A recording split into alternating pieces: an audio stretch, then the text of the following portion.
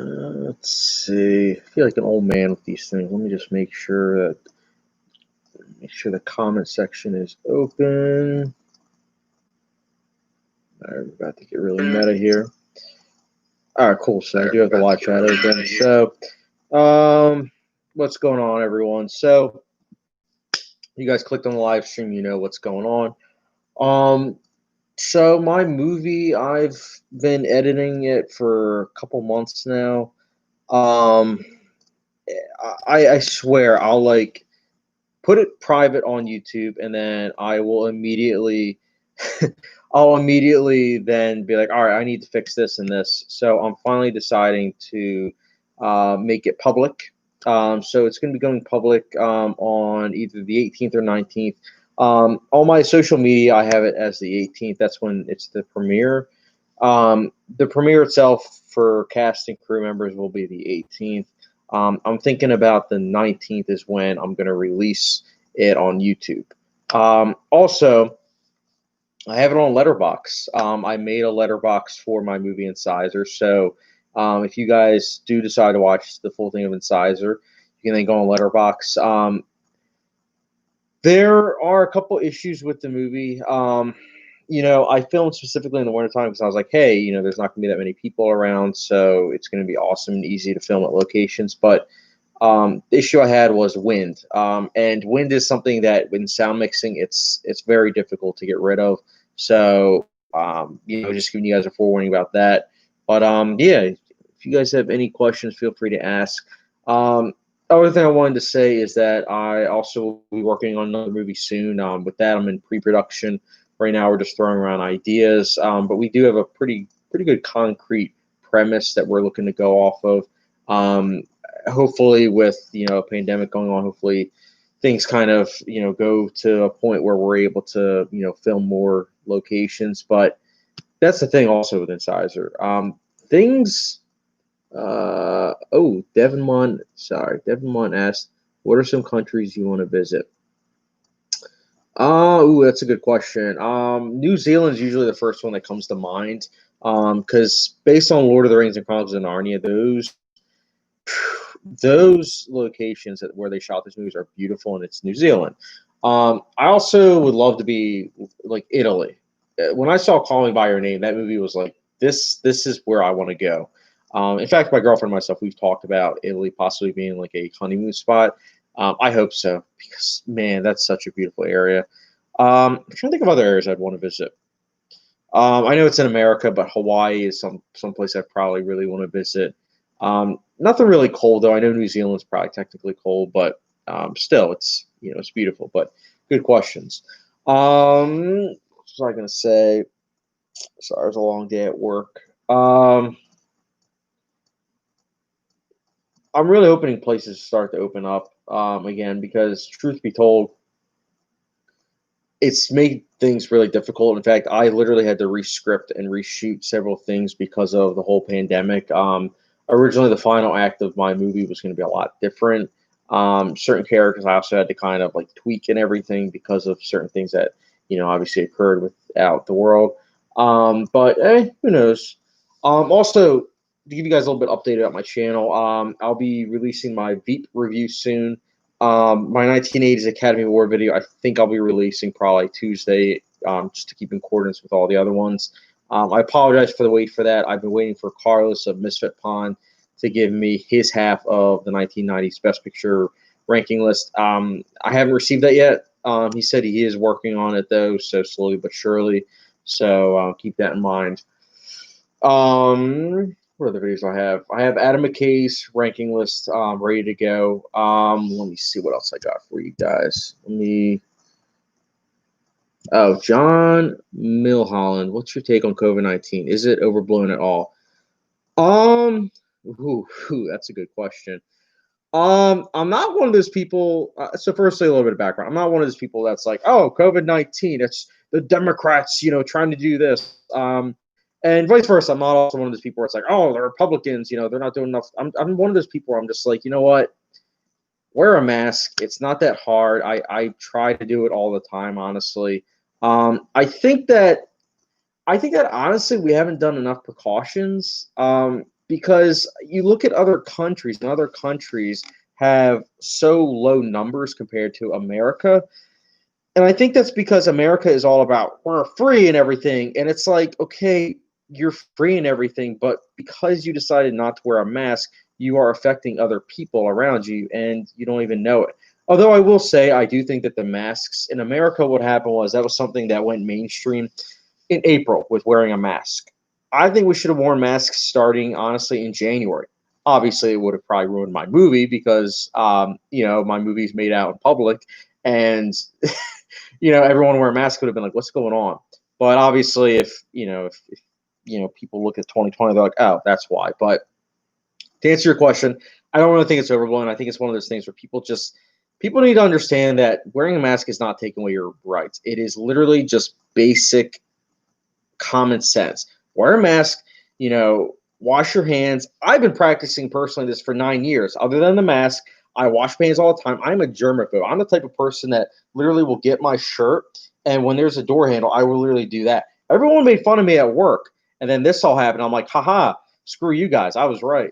I know I touch my face a lot, but rest assured, as soon as I'm done this stream, I will be washing my hands. I try to keep myself very well in tune with hygiene. I think it's very important. So, very long-winded, I know, but basically, to answer your question, John, I do think that it is something that people need to take more precautions with because, I mean, the numbers are going up. I'm in Pennsylvania, numbers are going up. New York, California, it's just going up higher. But I am curious if anyone's in this chat that isn't in America. I am curious to hear how everything is in your guys' areas because I do look at my subscribers and I do notice that a lot of subscribers aren't from America, which I think is awesome. Like my It Comes at Night review, a lot of people from Indonesia are subscribed, which I think is awesome. So I'm curious to hear everyone else's thoughts in the world other than, obviously America. But speaking of which, 2 subscribers, I don't want any of you guys to think that I don't respond to the comments. It's not that. It's just a lot of times what happens, I'll either not get the notification because of so many, or I'm like, you know what, I'll respond later on down the line. So I apologize if my response time is like a couple days, sometimes even a couple weeks. It's not intentional. I do try to respond to everyone's comments. So just keep that in mind. Devin Munn asks, favorite TV networks? Well, hands down, my favorite TV network is HBO. HBO for me is the best, absolutely. My top 10 consists mostly of HBO shows. USA Network I like just for the fact that they did Mr. Robot. Besides that, I don't think I've seen any USA Network shows. FX is really good too. They did Fargo, and that was great. I'm trying to think what else. I don't know. I'll be honest. Most of the shows I try to watch are HBO based. I try to stay away from like ABC, NBC, although NBC had Hannibal. There are exceptions for sure. But I'm not a fan of TV shows where it's like 22 episodes. I like it when a TV show is like 10. And HBO usually fills in that slot. Their older shows for sure focus on, like 13 episodes, but, it's still high quality TV. In terms of TV shows, like I said, Veep will be coming out soon. I'm watching the TV show Dark with my girlfriend, which is a German TV show that's on Netflix. So I'll be reviewing that pretty soon. Once we're done that.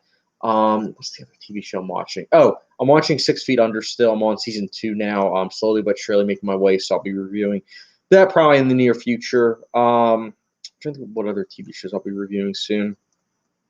I'm just going to quickly go to see what other videos I have for you guys that are coming out soon. Surprised I don't have any questions about the movie itself. I'm like, are my subscribers excited for it? I know a lot of people close to me are excited for the movie, but I don't know itself how my subscribers are because I know it's outside of what I normally do, but like I said before, I think I said it before, at least on here. I had a bunch of ideas with friends. They told me to go for it, and I'm lucky to have good friends that said that because here I am making a movie, currently uploading it right now, actually too. So I uploaded my James Wan video, obviously, rather soon. See, I have the Adam McKay.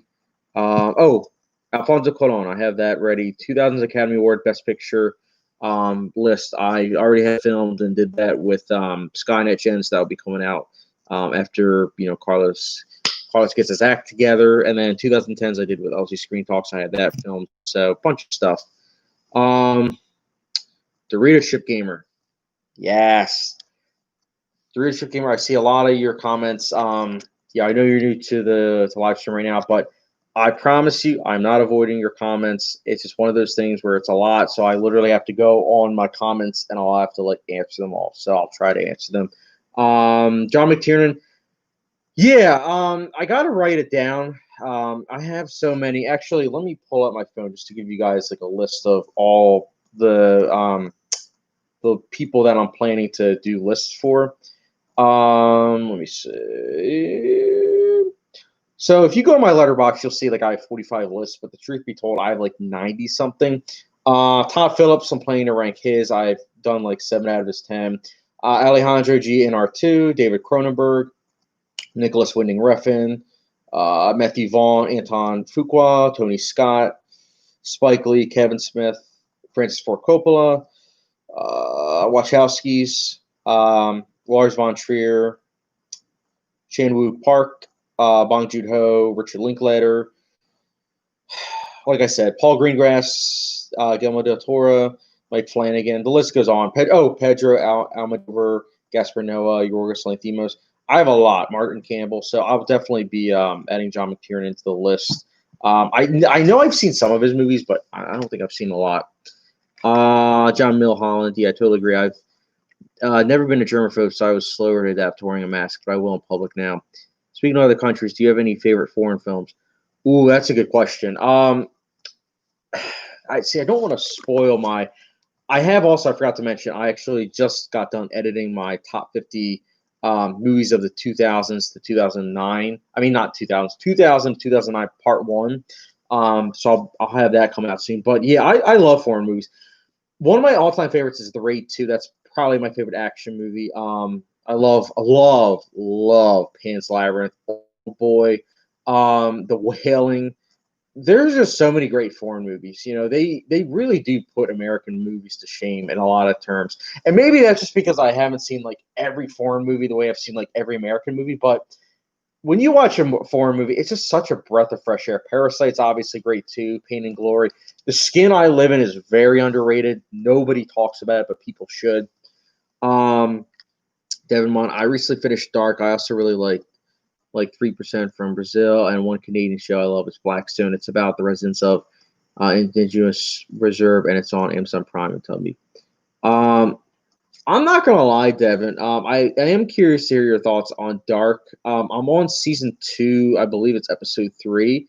I want to hear your thoughts because I looked on IMDb and like season 2 and 3 they have like higher ratings than season 1, and I love season 1. I looked at Dark as like a better version of Stranger Things, honestly, thus far. Again, foreign TV shows and movies putting Americans to shame. Stranger Things had a good first season and just kind of went downhill so far. I'll watch season 4. Who am I talking? The Readership Gamers, Predator, and Die Hard are really good films. You know, it's funny you say that. I think Die Hard is a really, really good movie. Predator, I thought was enjoyable, but I thought it was so bad that it was good. And I know that's a very unpopular opinion, but I honestly kind of want to rewatch it. And I don't know if I will, though, but I do want to rewatch it because I watched Patrick Williams. He's a YouTuber. I watched a video of him actually focusing on John McTiernan. And he mentioned about Predator, and I didn't really think about it, but it's structured in a way that is so different from other action movies that I do feel like I do need to rewatch it. It's been – when did I watch it? Let's see. I want to say 4 years ago. So I've changed as a viewer since then, but I should rewatch it. Parasite is good. Yeah, Parasite I love. Parasite was my favorite movie last year, hands down. I saw almost 200 movies. That was the best movie I saw. Devin One, I like Dark. They reused a certain plot twist too many times. Oh, that stinks. That really stinks, especially because so far, at least, I'm saying Stranger Things kind of got repetitive, and I'm like, I'm hoping Dark doesn't because Dark was masterful in this first season. So don't spoil the certain plot twist, but I am curious.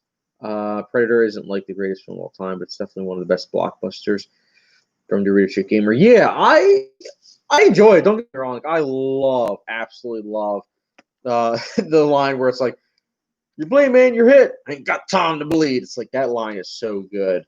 Um, it's so quotable. I think I actually butchered the quote, but it's very enjoyable. I'm trying to think if I saw any of the other Predator movies. No, I did. I saw the remake, the one by Shane Black, and I thought it was enjoyable. I forgot it pretty much. I forgot it like a couple days after seeing it, but it's enjoyable. Uh, before I did the stream, they were like, "Any paid promotion?" And I'm like, "No." But buy does not buy does not promote this video. But you know what? Screw it. I'm advertising it now. What's the other thing I was gonna say?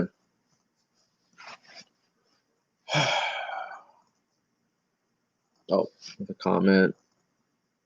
Yes, Marvel Fan 45. Marvel Fan 45. You have very unpopular opinions on Letterbox. Respect.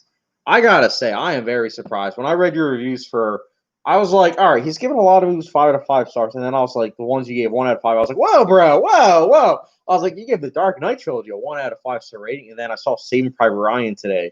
You gave a 1 out of 5. I was like, I agree with this review, just not the rating. So I give you props, man. I give you props, and you get a lot of likes. So even more props. Devin One. I'm also currently watching a New Zealand crime comedy show called Outrageous Fortune. I feel like I've heard of that. I feel like I've heard of that show. Not even gonna lie, like I originally made this channel specifically for movies, but then I wanted to branch out more and like watch more TV shows after watching like Game of Thrones. Because Game of Thrones, before I reviewed Game of Thrones, I literally had only done the TV show Fargo, the first season at least. And after Game of Thrones, I was like, you know what? Let's branch out a little bit. Let's do some TV shows. But TV shows, it's very difficult to watch so many TV shows, and even like balance them out. And honestly, I know a lot of reviewers are like, no, you should do it like episode by episode or season by season. And I'm like, only if I have to. Because I don't want to spoil anything, but at the same time, I also don't want to like give a huge breakdown because I'm just like, you know what? That's what analysis is for, and other people already do that. Um, John Milholland, how do people not like The Godfather? People don't like The Godfather?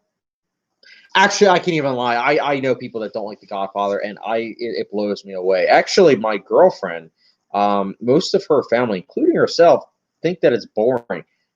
I don't think it's boring in the slightest. I think that movie's great. I rewatched that recently. You can actually check out my Letterboxd review. Let's see. I think I rewatched it 2 months ago. Specifically, I rewatched it so that my girlfriend and I would then watch part two, and we still haven't watched it. I want to rewatch part two, though, and I want to give part three a chance because I've heard so many things. But yeah, Godfather is a masterpiece. I don't know which I like more, though, that or Once Upon a Time in America, because Once Upon a Time in America I think is criminally underrated. Nobody talks about it, but that movie is incredible. Um, Marvel Fan 45, thanks to Letterboxd where I let out all my hot takes fly. And yeah, if you follow me there, you see how much I rewatch stuff. I've seen Umbrellas of like 7 times now. Yeah, I did notice you rewatch a lot of stuff, and I'm like, jeez, I'm like, I give you props, man, because like I'll rewatch something and then I'll wait until like 5, 6 months sometimes, unless it's in theaters, in which case that's different. But I'm like, wow, you rewatch a lot of movies. I'm like, that's I give you props because if I rewatch a lot of movies, like if I watch like 3 or 4 in a row, I try to not rewatch, I try to watch something new to kind of like balance it out. So I give you props. Devin Munn, I usually watch 3 shows at a time. I plan out when I will watch them by season's length. That's smart. My thing is pre-quarantine, I should say pre-pandemic actually. Um, I would usually only watch one show. I'd watch one show that I would binge, and I would have one show that I would watch week to week. Obviously with quarantine and everything now, I did have more time to watch TV shows, but I also binge watched a lot of movies. Netflix has been dropping a lot, and I gotta say, I'm not rewatched. I watched. I think it was like The Last Bodyguard or whatever it was. That movie was quite disappointing. I saw today. I saw a lot of positive feedback, and I'm not a fan of it. I'll be reviewing it though, maybe in 2 weeks. I don't know. The Readership Gamer. I can't wait for the next Best Picture rank in the '90s. It's the best decade for them. Yes, I'm excited because Carlos Misfit Pond will be doing that. And like I said, I am waiting for him to do his half so that way I can film my half splice it together, and then give it to you guys. I'm honestly conflicted because my top two for the 90s, I go back and forth because it's the type of thing where one is my favorite movie of all time versus the other one is like the one where I'm like, filmmaking wise, I would maybe say it's better, but I don't know. It's two different genres, and I love both equally. Like both are my top 10. So I don't know. That is a great decade for movies though. But I will say that there are like one or two where I'm kind of like, really, really like best picture for this, or whatever. And The Godfather 1 and 2 are both just masterpieces. Al Pacino's best roles. Yeah, I have to say, part two I think is great. There's always a debate about which is better, but I love both of them.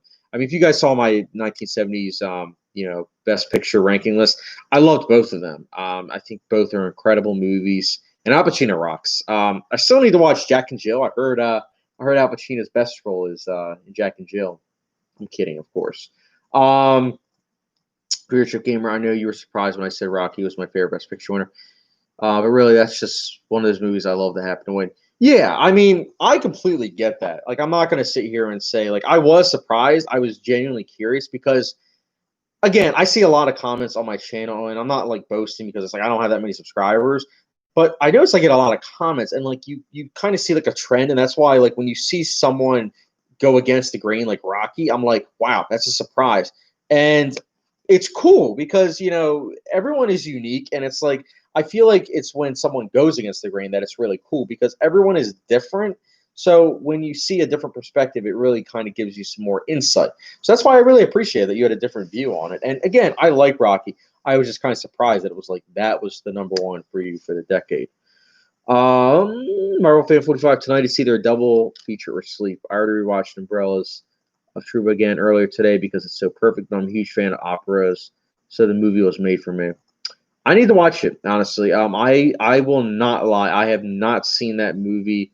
When I saw you give La La Land like a 3 out of 5, I was like, oh my goodness. But then when you compared it to that movie, I was like, well, I can't really say anything because I haven't seen that movie yet, but I need to.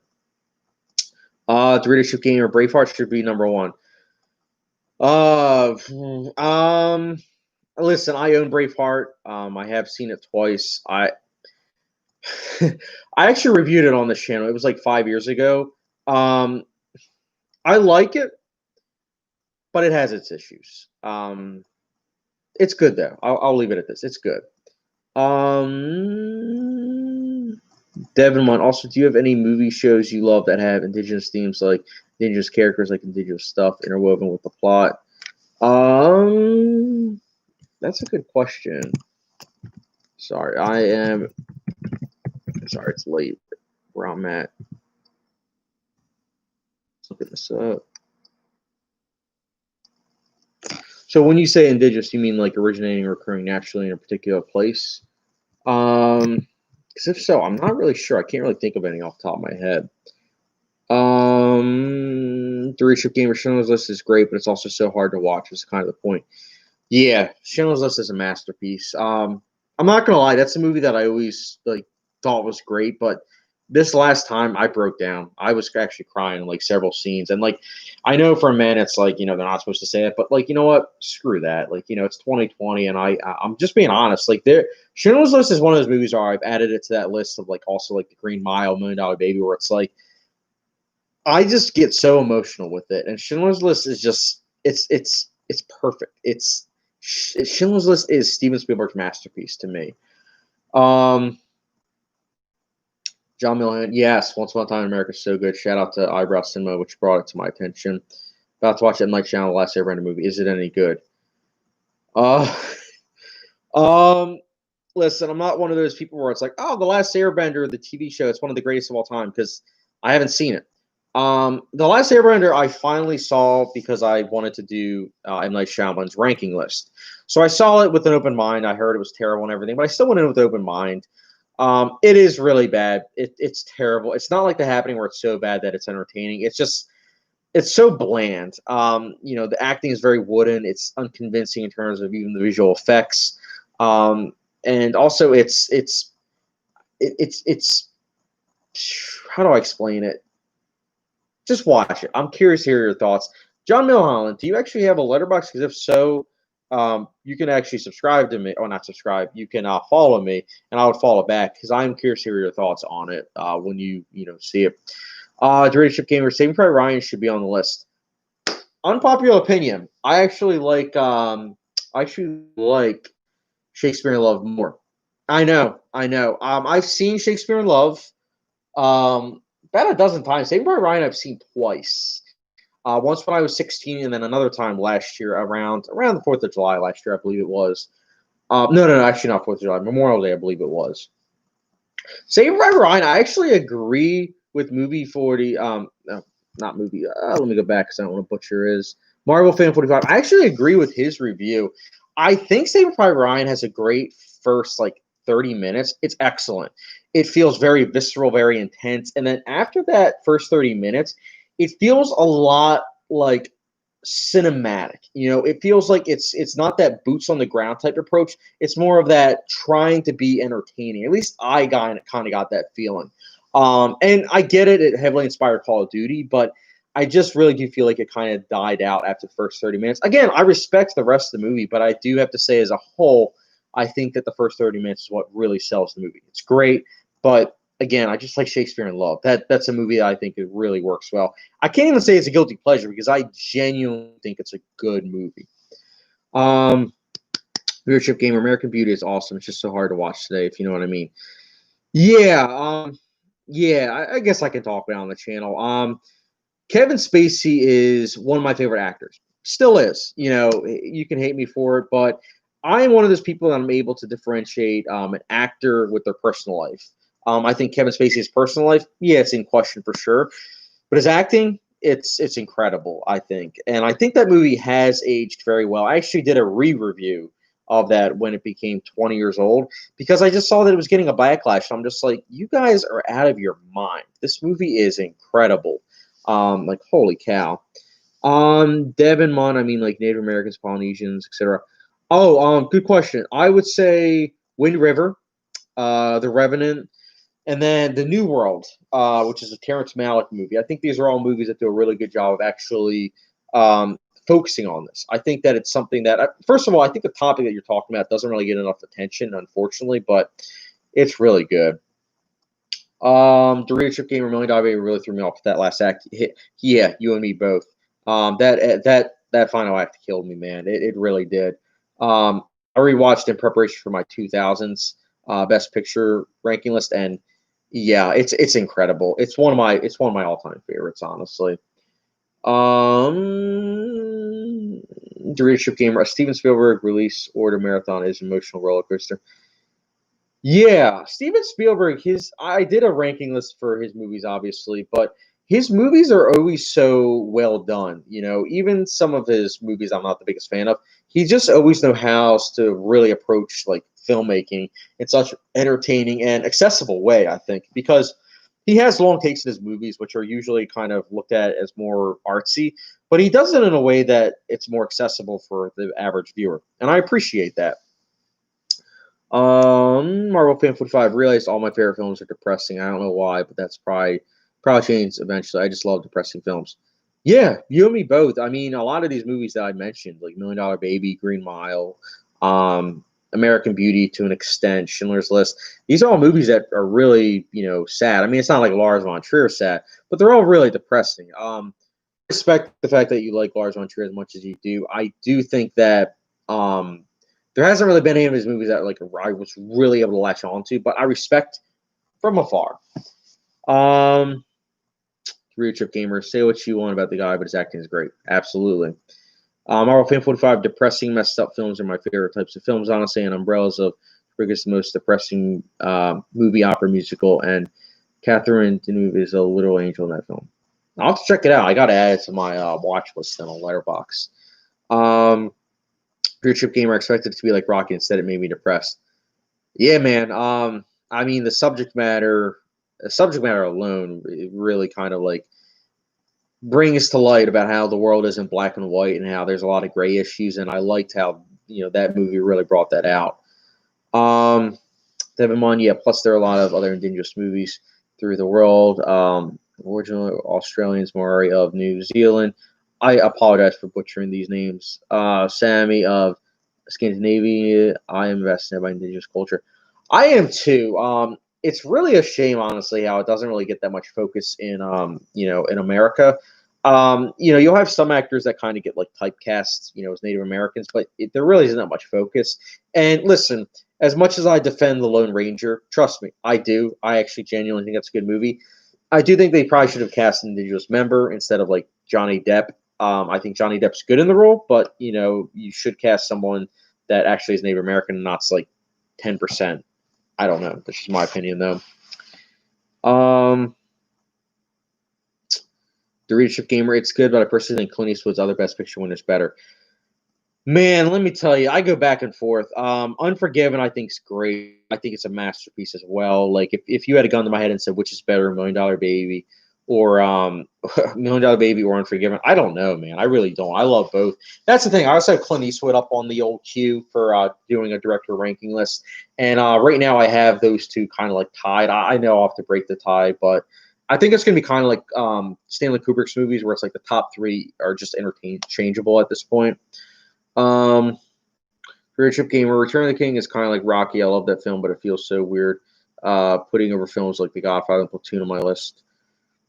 I get that. Although I can't lie, Platoon I think is good. I didn't love it. I do think I need to rewatch it though because I haven't seen it in 5-6 years. But I do think I need to rewatch it. I don't know if I'll love it though because war films like I'll watch them for sure, but like war films, the ones I love are just like so different. And Platoon obviously is different, but I feel like it's a movie that's kind of streamlined to where audiences can like really, really like it and latch onto. But like The Thin Red Line is my favorite, and that movie I feel like is so against the grain of what audiences are used to.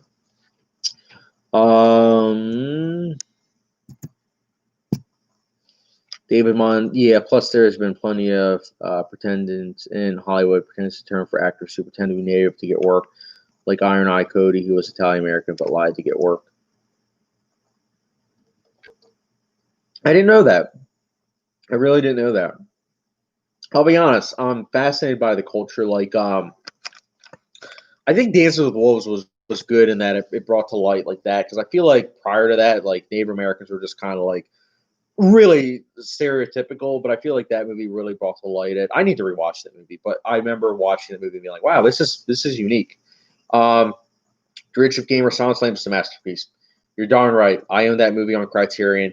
I love that movie. That's what I'm saying. The 90s, that is going to be the most difficult list. Like, I have it on my letterbox private. And I just don't know, man, because it's like Unforgiven and Silence of the Lambs, Schindler's List, American Beauty. That kid has so many masterpieces. I just don't know, man. And it's like even like Shakespeare in Love versus Titanic. It's like I've grown to appreciate Titanic a lot, and it's like Titanic versus Shakespeare in Love. I'm like, I don't know, man. Oh, I don't love The Departed like others, but I like it for getting Scorsese's Oscar. That's the thing. I love The Departed, but I don't think it was the best movie of 2006. I think that should have gone to like Pan's Labyrinth, or The Prestige. But that's the thing. I still love The Departed. Like, don't get me wrong. I'm not going to sit here and say I didn't. I do love The Departed. John Milholland, was there a backlash against American Sniper I was unaware of? It's funny you say that. So American Sniper, when I first saw it, I liked it, and then I rewatched it, and I was like, oh. The movie got a backlash because it's like, America, we're the best around. And it's like, oh, man, we're not the best around. We're really not.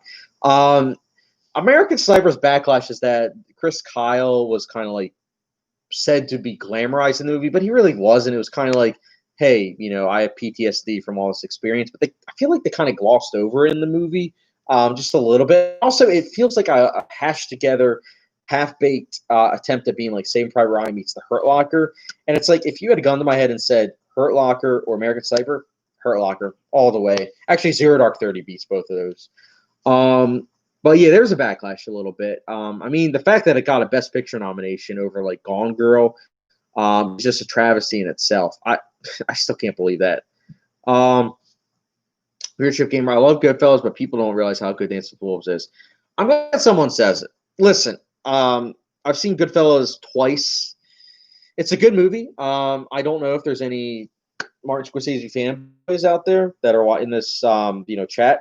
I respect that, but Goodfellas is good, but it's not the best mob movie, I think, personally. I think it's good, but come on now. I don't know if it's better than Dancing with Wolves either, because Dancing with Wolves I've seen one time. I do need to rewatch it, but the thing is, I saw the theatrical cut, and I just don't know if I can sit down and watch a 4.5-hour movie. Although I also said that about Once Upon a Time in America. I did it, and now it's one of my all-time favorites, so who knows. Let's see. Yeah, the 90s list is so hard to read to chip gamers. Yeah, it really is. I love how no one has acknowledged the English Patient. Well, it's funny you say that. The English Patient, I thought it was pretty much revered the fact that it's not a good movie. But I have the English Patient review on my channel, and I've gotten so many people have gotten butthurt over the fact that I said Fargo was better. I thought it was a pretty popular opinion, but I guess not. I don't think the English Patient's bad. I think it's solid. I think it has its merits, but I do think that it's way too long. The 90s is difficult.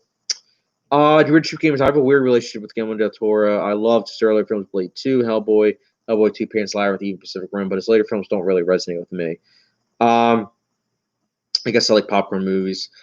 Listen, I can respect that, although I do have to say I think The Shape of Water is a really good movie.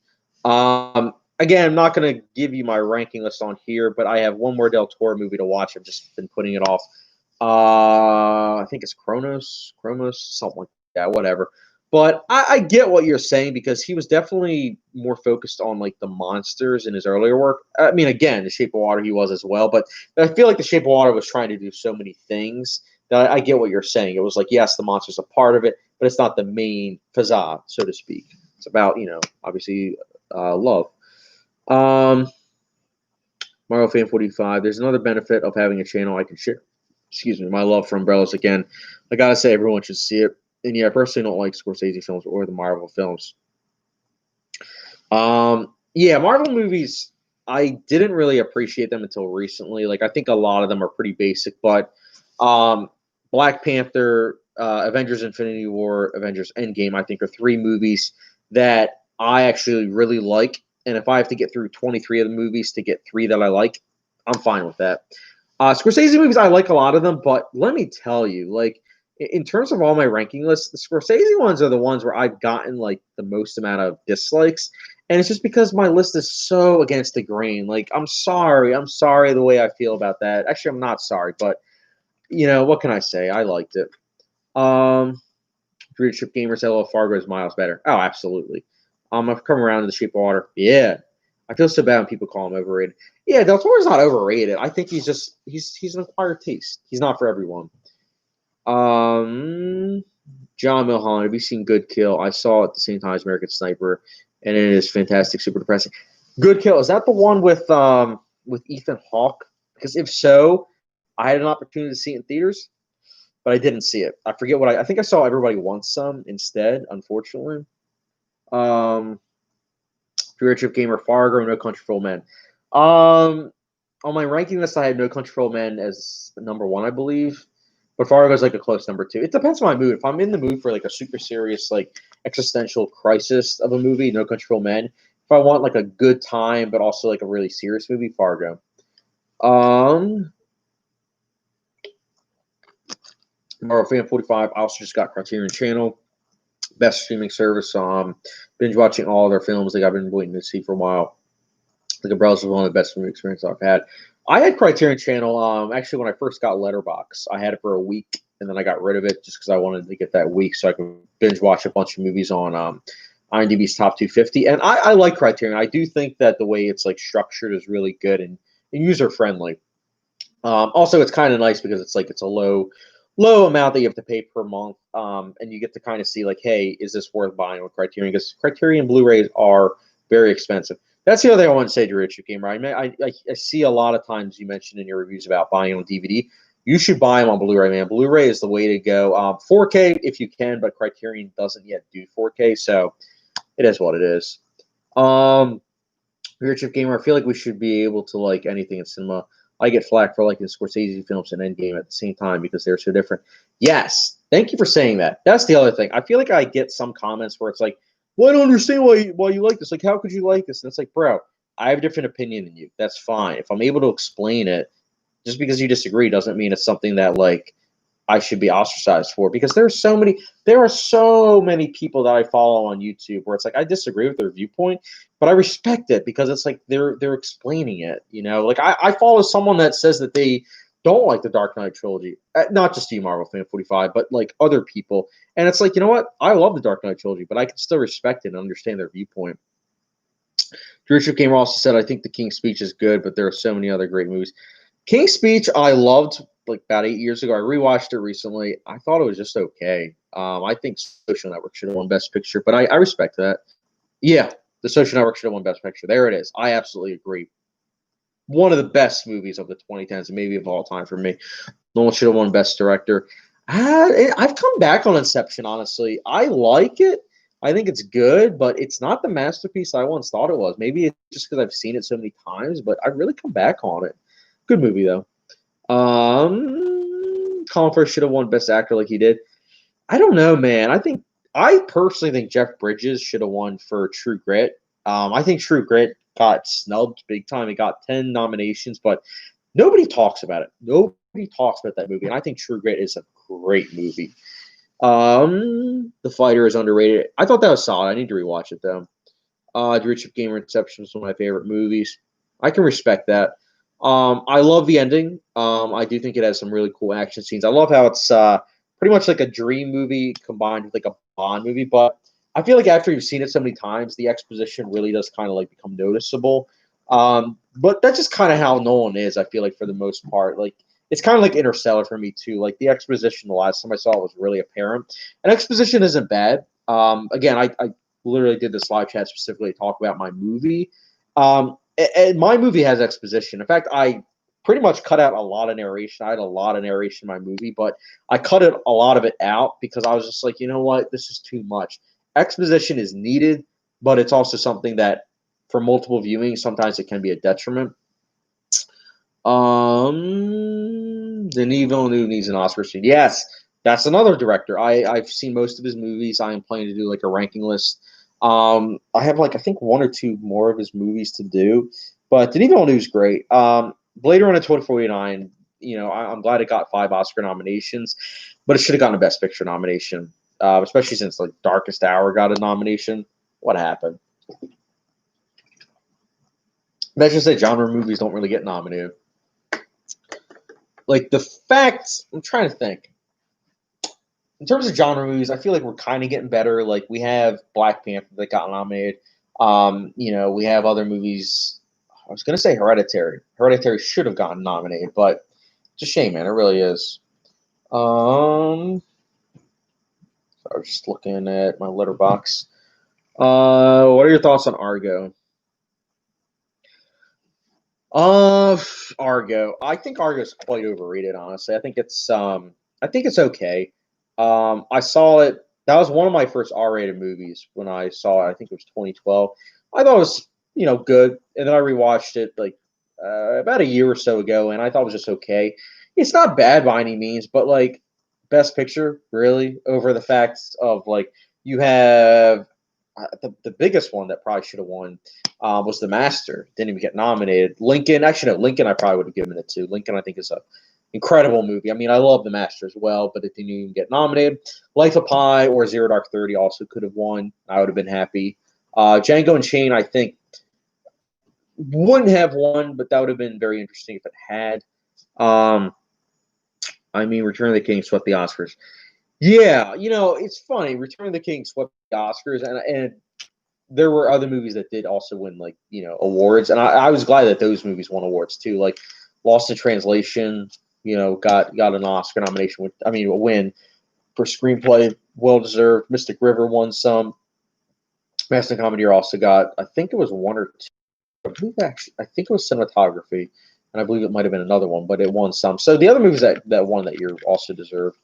Crash is a masterpiece. This is a joke. I don't hate Crash. I'm not gonna lie. I don't think Crash is a bad movie. Should it have won Best Picture over Brokeback Mountain or Munich? No, it shouldn't have. But I don't think it's bad. I think it's solid. I think it starts out really strong. I think the first half in Crash is actually good. The second half, it gets really preachy. I mean, don't get me wrong, some of the dialogue is kind of on the nose, but I do think it's solid. I don't hate it, though. There are so many people that hate it, and it's like, they're like, oh, it's the worst Best Picture winner ever. It's like, have you seen The Greatest Show on Earth? John Milholland, have you ever been like, I can't decide if I like this movie or not? For me, it's Hateful Eight. Um, Yeah, there are a couple of movies where it's been like that for me. I'm trying to think of more recent ones. I can't really think of. Well, Hateful Eight. I'm not gonna lie, Hateful Eight. I kind of was like that. I thought Hateful Eight was solid, and then I rewatched. I gave it a second chance, and I actually loved it.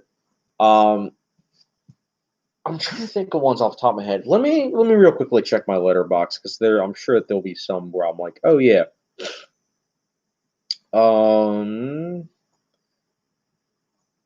there have been movies I've been conflicted about, like Titanic and Avatar. I'm looking right now. Those are two movies that I wasn't a fan of at all, but I gave them second chances. And I actually liked them more upon like second viewings.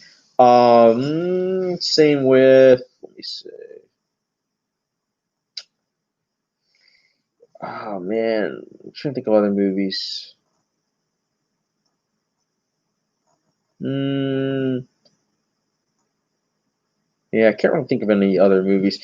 Don't get me wrong, there have been other movies where I've like watched them and I've kind of like gone back on my views. But sometimes, I mean, it's kind of rare when I go back to watch a movie and I like increase the rating, but it happens. It happens. Um, there's some more. I saw this hilarious review of Crash. That was so true. Yeah, it gets so much hate. Crash has an interesting story, but by trying to be anti-racist, they kind of trip on their own foot. Don't get me wrong, especially now that we need that, but they resort to us assuming the worst of people. That could have sent that message in a better way. Um, I see. My thing is, I like kind of like Marvel fan 45. I do like depressing movies. So Crash being like really serious, like really helps me. Um, but I will agree with you that I do feel as though they probably should have given some characters, like they should have had sprinkled in some characters that weren't like bad, because I agree they were showing pretty much how every race has bad people, and it's like, yeah, but you should also show that there were some good too. So I can agree with that. Just Mercy is a good recent example. I wasn't a big fan of Just Mercy. Actually, I'll go so far as to say Just Mercy, I actually gave a lower rating than the Crash. Like I gave Just Mercy like a 2.5 out of 5. But I gave Crash a 3.5 out of 5 star rating. I'm waiting for the plates to get thrown at me. Uh, Let me see. Marvel Fan 45, that's why I rewatch so much stuff just to confirm my rating. Like watching Nolan films 4 times and still hating like Cronenberg's Crash or the Best Picture Crash. Oh, Marvel Fan 45, he's talking about the Best Picture one because we were talking about Best Picture winners. Um, yeah, I'll be honest with Marvel Fan 45. I wasn't sure. Like with your views on the Nolan movies, I was kind of I felt like it wasn't fully explained because I wasn't really sure why exactly you thought the way that you did. Like I said, I respect your thoughts, but I was like, holy cow! I was like, he gave them like a half a star out of 5. I was like, because for me, those movies, it's like they're very well acted. The score by Hans Zimmer is great. The sound mixing, I think, is really unique. I think it's a very, very good depiction of the superhero genre being grounded to an extent in the real world. It's like a Michael Mann movie. It's like Heat or like Collateral, I feel like, in terms of like, being a genre pick, but being grounded in reality or trying to be. Um, John Milholland, a guy didn't like The Master. What am I missing here? It was just too uncomfortable feeling to resonate for me at all. Nobody seemed like a real person except for maybe Freddie Q. That's the thing, man. That's the beauty of it. The Master, I came around to it. I gave it like a 4 out of 5 star rating. Actually, the first time I watched it, I like kind of fell asleep. I like fell asleep a little bit, and I woke up to the scene where they're like singing Aurora, Aurora. They're just like all naked. I'm like, what is going on? But I rewatched it because I was just like, you know what? I feel like I should rewatch this, and I'm so glad I did. The thing about the movie is that it is a character study on someone that isn't going to change. There are so many movies where it's like there's an arc of like a character going from point A, B to C, and it's like by the end they've changed. Freddie Quill is a character that isn't going to change, and it's like all the characters. All these characters are just basically supporting characters of what this whole idea is of that, there are people out there that don't change. In fact, many people, I would argue, don't change. The movie also is just very well filmed. It's got an incredible score by Johnny Greenwood. It's a movie about a sexually frustrated man, and sexuality plays a huge key throughout the movie. Every single character has a unique, grounded realism about their sexuality in the movie, and I think it's really awesome the way that it depicts it. Honestly, Paul Thomas Anderson is an incredible filmmaker, I think. And if you have any further questions about The Master, I love to dive into it because I do think that movie is great. Sandra Bullock's character was unbearable to Reach Up Gamer. Yeah, she was, but I'm not gonna lie to Reach Up Gamer. I'm not gonna lie. There are people that I know, unfortunately, that are like her character. So watching her character, I was like, I unfortunately know someone that's like that. So it's like unbearable, but it's like it kind of hits home for me personally, unfortunately. So it's a shame, really. Marvel Fan 45 because Cronenberg's Crash is awesome. Yeah, I need to watch. I need to watch Cronenberg's Crash because, like I said, I've only seen it as of right now. I watched a couple more Cronenberg movies, but I need to watch it. The Richard Gamer Best Picture. Richard Gamer, are you excited for Fincher's Mank? It looks tamer than all his other stuff. LOL. Yeah, I'm excited. I do love Citizen Kane. I know some people that kind of like Godfather.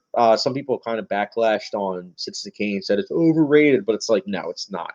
So I like the fact that he's doing that movie, but like you said, it looks a lot tamer than his other stuff. So it's probably gonna be PG-13, which is a shame. I like his more like grimy, depressing stuff. Um, Here's your gamer. I know you love Gone Girl, and that's dude. I love Gone Girl. Gone Girl is incredible, man. That movie really changed my life. That was an experience. All those twists and turns. It's like an Alfred Hitchcock movie, just like drenched in dread. Also, the fact that that movie has more visual effects than like a Pacific Rim movie, it's incredible. Richard Gamer, I watched Chicago for the first time the last month. It was good, but it wasn't great.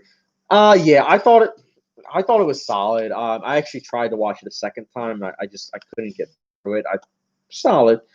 The Beautiful Mind is good, but my health teacher spoiled it before I watched it, so I knew a few. Oh, that stinks, man. Not gonna lie, my mom spoiled that movie for me. So like, I knew the twist. Not gonna spoil it on here, but I knew the twist. But I'm still surprised by it. I try to tell people just go into it as open as possible because that movie is good. Marvel Fan 45, have you seen Persona yet? That's one of my favorite films of all time. Fight Club owes a lot to that movie. Yeah, I've seen Persona. Um, Persona, I think, is a good movie. I do need to rewatch it. I recently rewatched The Seventh Seal. I got The Seventh Seal for my birthday as requested, and The Seventh Seal really messed me up. I loved that movie. Second time it holds up even better. Persona, I liked. I've seen Fight Club more times. Again, maybe it's because Fight Club is a Fincher movie. I don't know, but I do need to rewatch Persona. Three Chip Gamer, it's not for everyone though. Yeah. 7 is even more depressing. Yeah. 7 is. I rewatched. So 7 for the longest time. I said this in my letterbox review. 7 for the longest time. I gave a 4.5 and 5-star rating, but recently when I saw it again, I was like, this is undoubtedly a masterpiece. Holy cow. Marvel 45, seen Chicago and Hamilton live, so I've got a special love for both. I need to watch Hamilton. People are like raving and jerking off the new Hamilton, like Disney Plus one. I just haven't gotten around to watching it. I know I should because I do like musicals, and I do need to watch more 2020 movies because I've been off of my game honestly with that. The Richard Gamer Fight Club is seriously so good. Yeah, it really is. I actually wasn't the biggest fan of Fight Club the first time I saw it. Believe it or not, you can ask my close friends. I was not a big fan of it, but I've come around to it. I think after watching Mr. Robot, it's what really helped me respect Fight Club. Like when I realized just how much it like really took from it. Mr. Robot also had to come around to it. And now Mr. Robot's one of my all-time favorites. The Curious Case of Benjamin Button is weird. It tries to be poetic, but it doesn't work, in my opinion. I can respect that. I thought it was solid. The first time I saw it, I gave it a second view a couple of years ago. I'm planning to rewatch it honestly soon, but I liked it better the second time. Marvel Fan 45, Flight Club is more rewatchable. They love that Yeah, that's the thing. When you compare Persona and Fight Club, it's like the one is definitely more rewatchable than the other. But I mean, both are works of arts, I think. Um, see, Marvel Fan 45. Oh yeah, you're sorry. It's a You're a chip gamer. I mean, the social network is PG-13. That's amazing and depressing. Yeah, man. My girlfriend and I, when we talk about movies and we'll like watch something, she'll sometimes be like, "Oh, like, how's this PG-13?" I explain to her about how, like, F words in movies. It's like, you can only use one, sometimes two, maybe two and a half, except if you're the Weinstein Company. Well, was the Weinstein Company. Um, because they always used to get controversies for like trying to get a PG-13 rating, but like just not being able to get away with it, even though they have only two.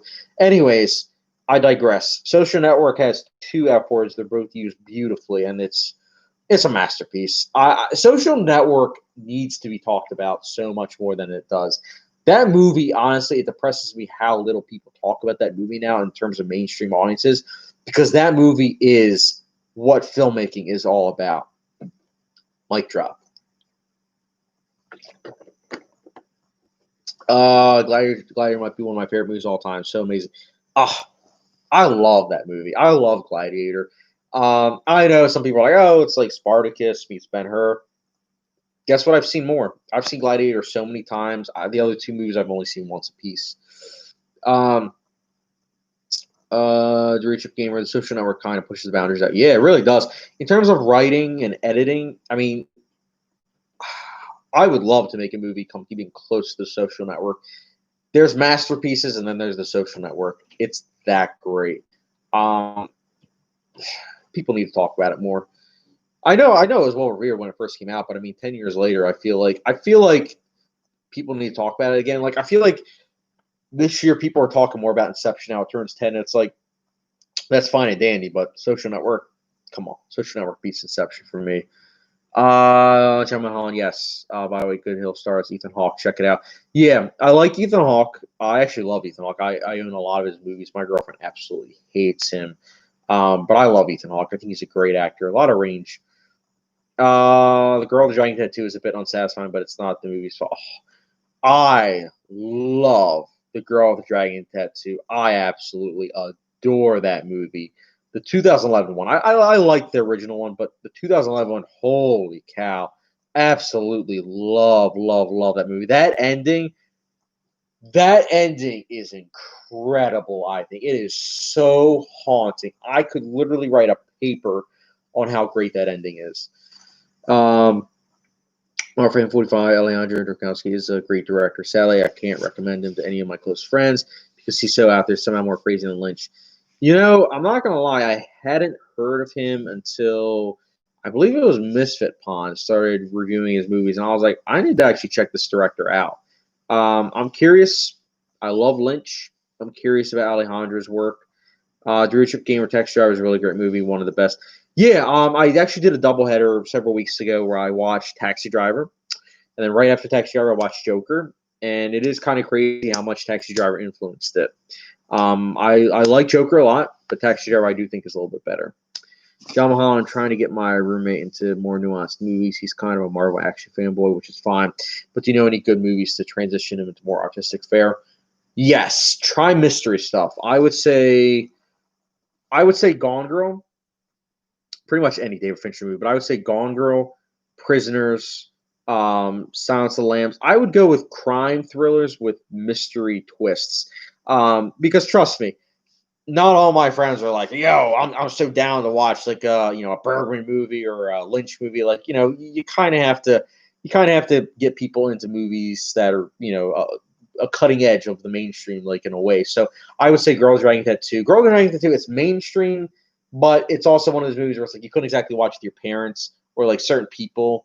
And same with like Gone Girl. Gone Girl is a movie that like it questions you. It makes you ask questions, and it's like as soon as people look at movies as more than just like throwaway entertainment, they are able to get past that boundary. And I think that those are movies where it's like you can talk to your friend about, and it's not too out there. It's out there, but it's not too out there. So I would say those movies. Um, Richard Gamer. Does anyone else think Unbreakable is an underrated masterpiece? I love that film, though some scenes are stretched a bit. Um, Listen, Unbreakable I thought was just okay, and then I rewatched it in preparation for Glass. I liked it. I liked it a lot. So much so I actually recently bought it on Blu-ray, so I'm looking to watch it a third time. I liked it the second time. I actually really appreciated it, and it might even be my favorite M. Night Shyamalan movie. Like on my ranking list, I have The Sixth Sense as number one, but I don't know, man. It might actually be my number two. Um, King Kong is so underrated. Yeah, it really is. I hadn't seen it. I hadn't seen it until I did my Scorsese ranking list, where I was like, I need to watch this movie. I love Girls ranked that too. My second favorite Fincher, and I don't like Texture. I think it's okay. Got great scenes, but not as great as people say, in my opinion. I can respect that. I do think that Taxi Driver is a movie that grows on you. Like I really didn't like Taxi Driver the first time. Not even gonna lie. I saw it when I was like 17, and I really didn't like it. It went over my head. I'm not saying that's the case with you. I'm not like that kind of Scorsese fan. But I do think that it's a movie that grows with you. That and Joker are two movies that it's kind of crazy because the more you watch, the more you kind of wonder how much of this is in his head versus how much of it actually happened. That's awesome. We figured out the best feature film, Alien 3. Jeez. No comment. uh, and the Misfit Pond is one of my favorite channels, and he's perfect for me because my tastes are the opposite of mainstream. Yeah, Mario Fan 45. I was saying earlier in the conversation, I'm waiting for him to give me his half of the 1990s Best Picture mix, because we're collaborating with that. So once he gives me that, I'll be able to then post my ranking for the 1990s Best Picture winners. But yeah, Mr. Pond's awesome. Him and I, we talk all the time. It's really cool what he's done. I think his short film was really good, especially considering he didn't do any color grading. I give him props because I used color grading a lot in my movie. I mean, to be fair, I love color grading. That's why I love Fincher. But good, he's a good YouTuber. I am very glad that I found him when I did. Um, very underrated.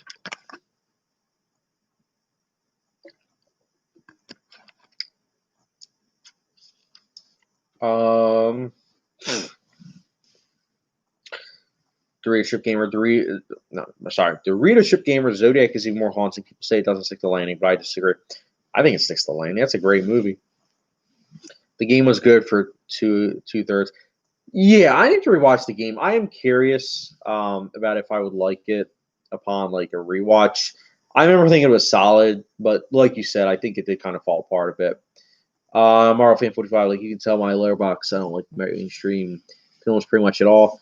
Yeah, there are people where it's like mainstream versus art house cinema, and I get the argument. Trust me, I do, but I do try to watch both just so I can kind of like look at both spectrums. I respect both. It depends on my mood. Sometimes I'm really in the mood for like an artsy movie, and I'll put on like Under the Skin, or I'm trying to think of other ones off the top of my head, like Carol, David Lynch, any of those kind of like movies. And other times I'm in the mood for like a big blockbuster, it happens, it happens, and it's fine. It just kind of depends on my mood. Um, Richard Gamer, Alien 3 is bad, even in the context of the Alien franchise. Oh, yeah. Richard Gamer, I haven't seen Chariots of Fire. Is it good? A bit preachy, but the score alone, the score by Vangelis, that alone makes it worth watching. I mean, you can easily just listen to the score, but I'd say give it a watch. It's not terrible. It's fine. Have you seen any Herzog films yet? I watched Guard twice this week. It was so great, and yeah, I watched both Mainstream and Art House just before Art House. Yeah, that's awesome. No, I haven't. Herzog is a director. I haven't seen any of his movies. I don't know if I'll rank him because usually with these ranking lists, I've seen some of the movies, and if I've seen some of the movies, then I'll then say, hey, let me try to watch all of them now, so that way I can say that I've seen them all, and then give you guys a ranking list. I don't know about Herzog. Maybe I'll try to get around them. Like I'm not going to sit here and say, oh, 100% yes, I'll rank his movies, but also I'm not going to say that I will because it's I just don't know yet this time. Titanic is good, but T2 and the original Terminator will always have a special place in my heart. Yeah, James Cameron. I'm waiting to see Piranha 2 before doing a ranking list for his movies, but I love Terminator 2. I did recently rewatch it on 4K. Titanic I like. The first Terminator I've only seen once. I've seen Terminator 2 probably 2 dozen times, but the first Terminator I've only seen once. I thought it was good, but I just never had the desire to rewatch it, honestly speaking.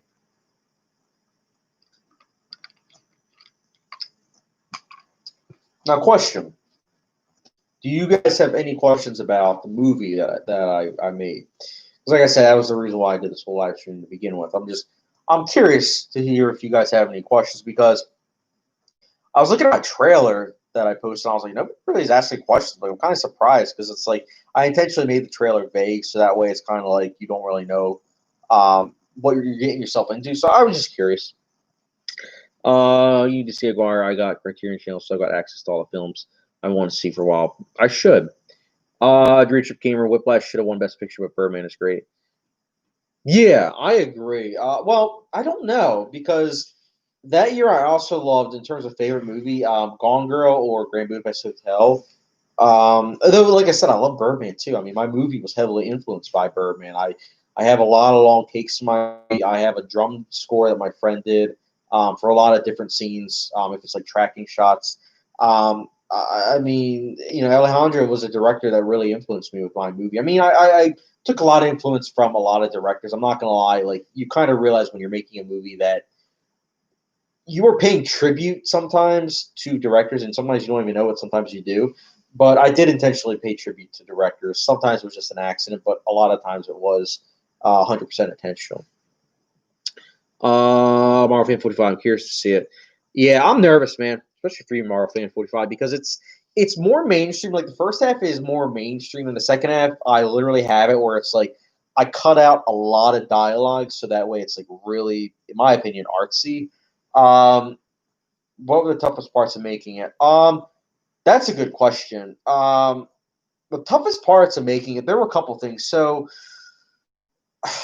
I would say the biggest was like after March, um, all the like night stuff was just so difficult. I had to rewrite the script a lot because you'll see in the ending, the original ending was supposed to have like a dozen people in the ending, and it ended up being like three, four.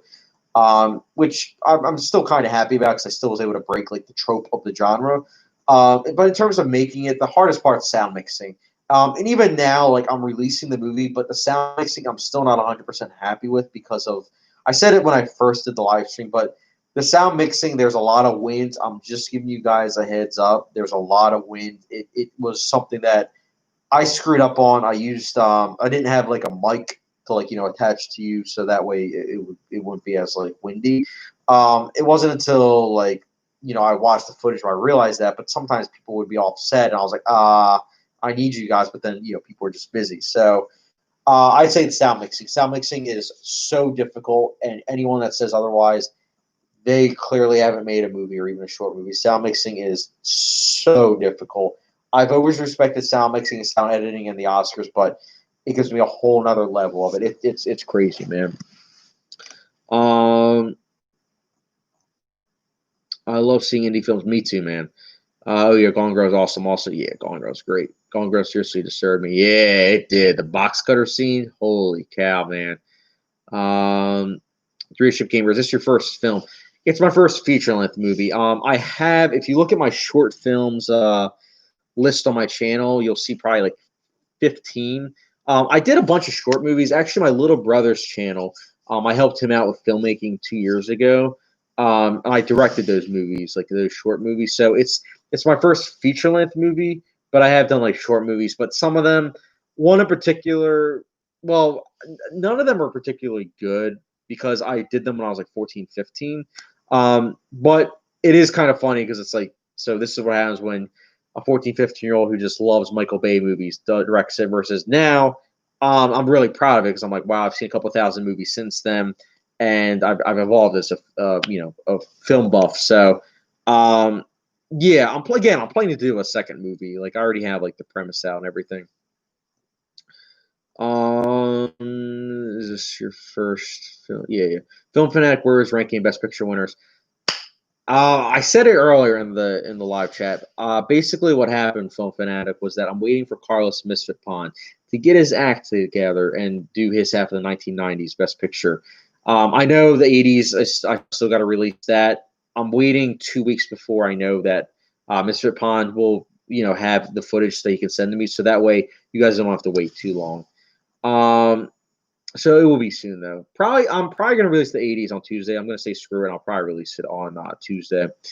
Do Richard Gamer will we ever get the extended cut? No. So I filmed like 30 hours of footage. But I cut it down to like 86 minutes because there was a lot of stuff that I had to cut out. But no, there won't be an extended cut. The cut I'm showing is the cut that I am proud of. There were some things I just couldn't fix. There are some scenes where it is really difficult to hear. I'm again giving you guys a forewarning, but it's because with quarantine, it's like a lot of my friends I can't even really see. I haven't been able to, so I can't even be like, "Yo, guys, come on in. I gotta dub this." Can't do that because of obviously quarantine and everything. Marvel favorite also. Oh, sorry. Also, Reads Umbrellas is my second favorite film of all time because I've been waiting so long to see it. When I finally saw it, I had an unreal experience. I've watched it so many times. It's wild. Yeah, I need to watch it. The Richard Game of the Oscars so stupid. Out of all Hitchcock, Kubrick's, Tarantino's, and Fincher, one film is one Best Picture. Yeah, I'm trying to think now. Wait a minute.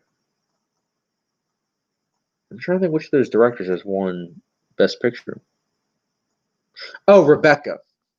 That was a good quiz. Rebecca, I know, won Best Picture. That was by Hitchcock. Marvel Food Fight. And yeah, I can't wait for your film. Like this spot films are great.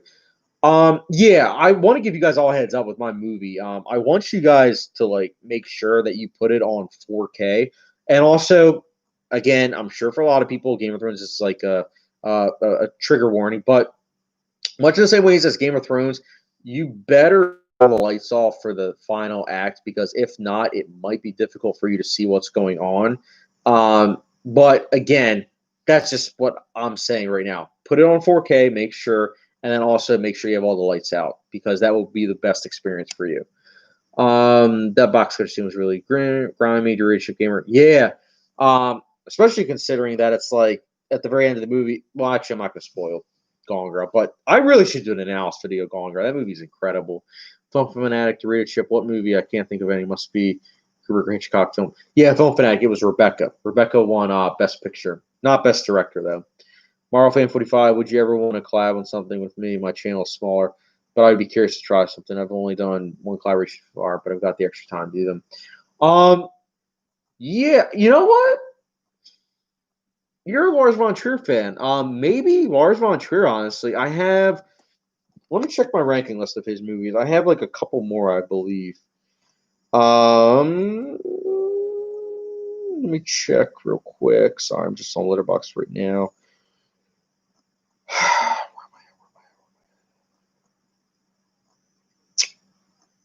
gotta go all the way up. I recently saw another Von Trier movie, I believe. I've seen 11 out of his 14 movies.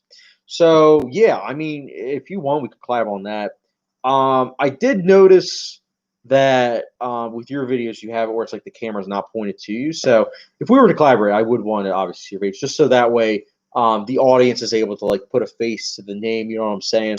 And also just so that way we can get your channel out there even more. So it's good. The community, it's something that's really important. I've recently started collaborating with others. It's something that I should have done for a while, but I haven't, unfortunately. Duration Gamer, Rebecca. Yep. Duration Gamer, do you like Green Book? I kind of like Green Book.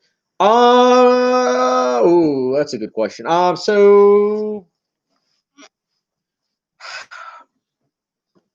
listen, I'm not gonna lie. When I was filming my 2010s Best Picture list, I had to like refilm my Green Book like portion because it's it's interesting to talk about. I think Green Book's entertaining. I do not think it should have won Best Picture. I think it's entertaining, but I also think it's a very flawed movie. And the fact that I think it's entertaining is also kind of flawed because it's basically saying that like racism can be put to an end just like that, just like simple rides across country, and racism's dead. Forget about it. And it's like that's not how it is. I think a good movie about racism would be Black Klansman because Black Klansman gives you that false ending and that it literally hits you over the head with, hey, reality, this is something that's still going on. So Green Book's entertaining, but I don't know, man. It's problematic. it's entertaining. I will say that. But again, I feel bad for saying that. Slumdog Millionaire is a good film, but we all know it should have won. Gosh darn right, The Dark Knight should have won. Slumdog Millionaire I actually didn't like as much. I rewatched it in preparation for my 2000s Best Picture list. Didn't like it as much. I found it enjoyable, but I definitely think it's flawed. And I didn't really like the editing and the cinematography that much, even though I loved it at one point in time. But I really am not the big fan of it anymore. It's kind of lost its novelty for me personally, which is a shame because again, it's like a lot of people talk about that movie. But you are right. I think The Dark Knight should have won Best Picture, 100%. I think the one thing Crash does better than Green Book is that it doesn't ignore racism at the end. Oh, 100%. That's the big thing with Green Book. It's just like, hey guys, I forget about it. We got this. It's all gone. It's a Fugazi. And it's like, no, that's not how it is. And I apologize if anyone's Italian on here that's watching this. Danny Boyle's made better films. Yeah, Danny Boyle's one movie, Trance, I think is really criminally underrated. Nobody talks about Trance. Trance is one of those movies I have kind of wanted to like possibly be like, yo guys, I'm going to be reviewing this movie because it is a movie I think is really underrated. Directorship Gamers, do you like John Carpenter? He's a great action and horror director. Yes, I like him. I haven't seen too much of his movies, if I'm being 100% honest with you guys. The Thing is probably my favorite. I do like Halloween though. Sorry guys, I was trying to play back the movie I was watching. Am I the only one that hates Disney menus? I'm rewatching The Help. I haven't seen this movie in like 7 years, so I'm like rewatching it. It's not bad. Problematic. You want to talk about Green Book? It is kind of problematic because it is like a white savior movie, but what are you gonna do? A lot's changed in the last 10 years. The Thing and Halloween are awesome. They Live is fun. I need to watch They Live. I've heard good things about it. I really should watch it because I'm thinking about doing a John Carpenter ranking list. I think the difficult thing about John Carpenter though is kind of like Spielberg and kind of like Hitchcock. He's just done so many movies. Although Hitchcock's on the list too. Sorry, just looking. It's not amazing, but it's really fun. Have you seen Crank? That film is just pure fun. If I'm ever sad, I just watch Crank or Gorgeous. Jackie Chan film. Haven't seen either of them. Crank is a movie I've heard about, but I just never got around to watching it. I probably could have watched it. I watched The Ridiculous Six. I watched The Ridiculous Six and 365 Days yesterday. So, all about good decisions in my life. It's a joke, obviously. Richard Gamer, what is the best year of film? 1994 or 1999? It's good. Ooh, that's a good question. Maybe 1999. 1999 has like being John Malkovich, The Insider, American Beauty, The Sixth Sense. I need to rewatch Cider House Rules. I remember thinking that was like not that good, but I need to rewatch it. It's been a while. My views on like the subject matter have changed too. 1994, has Pulp Fiction and Shawshank Redemption, but Forrest Gump, well, you want to talk about Green Book. Forrest Gump's like the original Green Book. Actually, no, Forrest Gump is like riding off the drive of Miss Daisy, which is a very problematic movie in my opinion. Fan 45, I got a list of films I need to see, and I'm debating what to watch tonight. For double feature, don't know what to do. Maybe just rewatch Dogville. Dogville may have my favorite ending of the film. Dogville was a movie that meandered a lot for me, but I'm not gonna lie, not rewatched. I finished it when I got to the ending. The ending's very cathartic. I mean, like it's disturbing, but you get where they're coming from with it. I think that might be my favorite of like Von Trier so far, at least. I think it's good. Chip Gamer. I recently watched the 310 Yuma for the first time. It's good, but they could have added one scene to justify the character change at the end. It's funny because I watched that movie recently too. I got it on 4K. So I decided to, rewatch it. I don't know. See, I think that again, I'm going to try not to spoil the movie, but I get what you're saying about. I believe what you're talking about is Russell Crowe's character with what happens to him at the very end. I think that he was doing that because he saw that Christian Bale's character like really wanted to prove to his son about what like a real man is, and he saw that like his intentions are noble, and it's like at the same time like he respected him because he was so different from everyone else, and plus at the very end like he knew that like hey I've escaped from this prison before, so it's kind of like what the heck, this is kind of like fun for me too. As to why he killed Ben Foster, I believe personally it's because, again, Benway was trying to make a point, and that point kind of got thwarted by Ben Foster's character. That's how I looked at it, at least. But I get what you're saying. The Readership Gamer, you should rank the James Mangold films. I also have that up there on the queue. I've seen most of his movies. Not going to spoil my favorite movie of his, but I should do that. Marvel Fan 45. I mean, start Wong Kar-wai's filmography tonight. He's supposed to be an amazing director. Not gonna lie, I actually hadn't even heard of that movie. I mean, that director. Identity is really good. I felt like that movie was okay. James Mangold's a hit or miss director for me, man. Like he really is. Like sometimes I'm like, this is such a good director, and other times I'm like, bro, what are you doing here?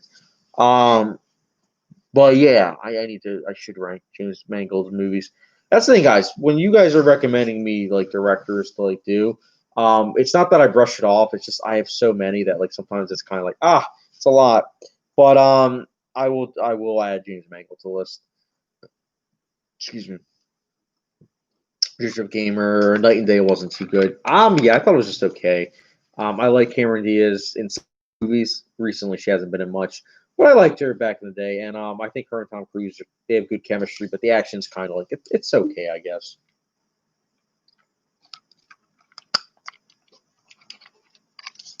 Logan's solid. I don't love Logan the way a lot of people do, but I respect him.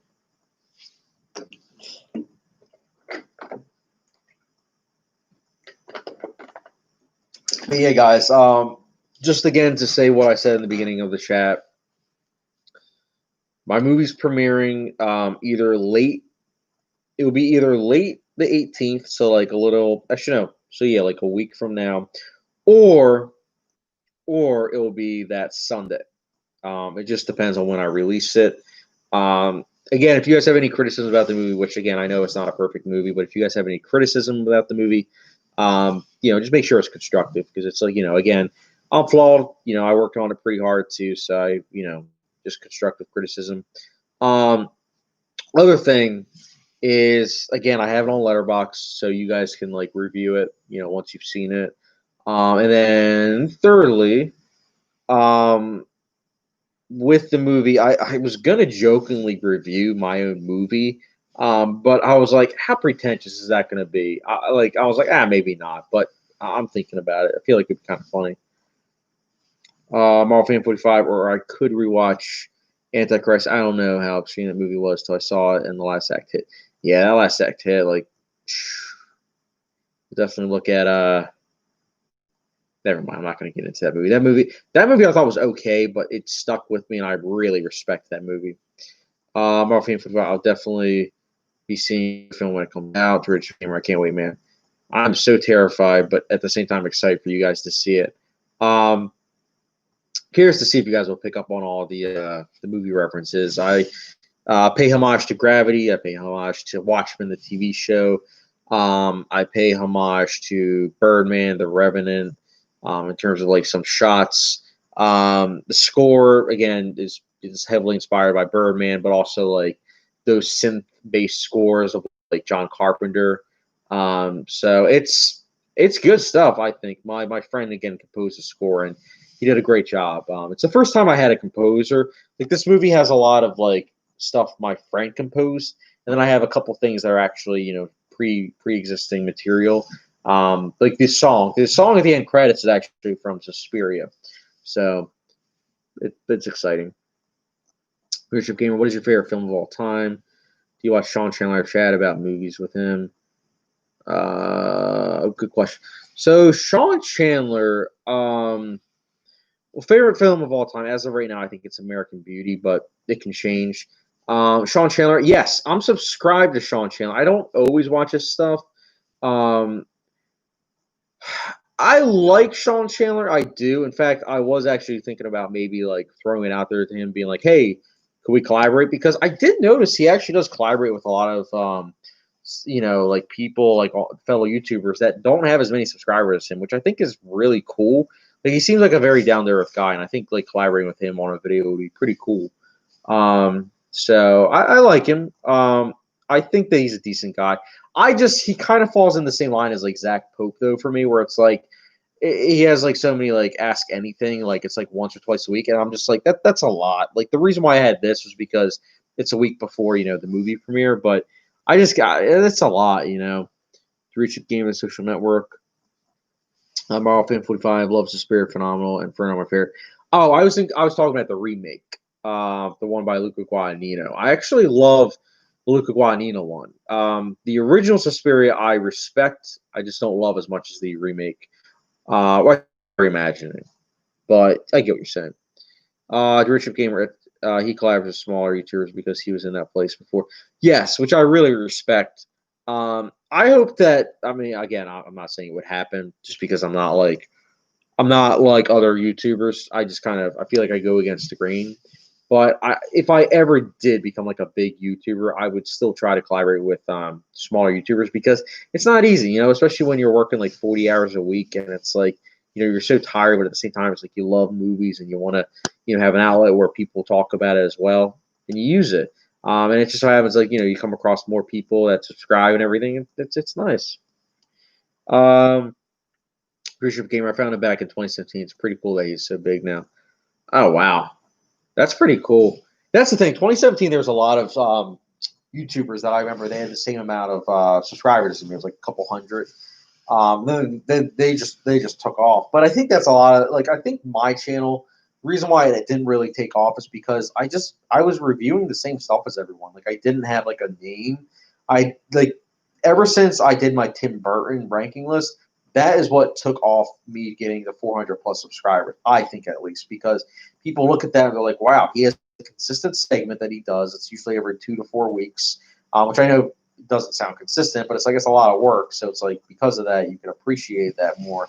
And then I also do other like lists. And I think with quarantine, it's actually really helped me even more because I've been doing that, and it's like I've been able to focus on that. And I'm like, wow, look at I'm getting views versus like I'll review like a Netflix movie. It's like I don't get that many views. And again, I'm not doing it for the views, but at the same time, when I see that the people that I'm subscribed to are happy with what I'm doing, it does make a big difference. It makes me do them even more. So I really appreciate it. Marvel Fan 45, my channel is completely against the grain because most YouTubers review the popular stuff. I try to only review lesser known stuff. Very true. I have seen some of your stuff, and that is true. I will say that actually is like some another way that you can like reach many subscribers because if someone else is into unique and like different kind of movies, and they want to look up a review, they'll look up yours, and you'll probably be one of the first because if no one else has really reviewed it, boom, you'll come up as one of the first results. So it's cool. It's awesome.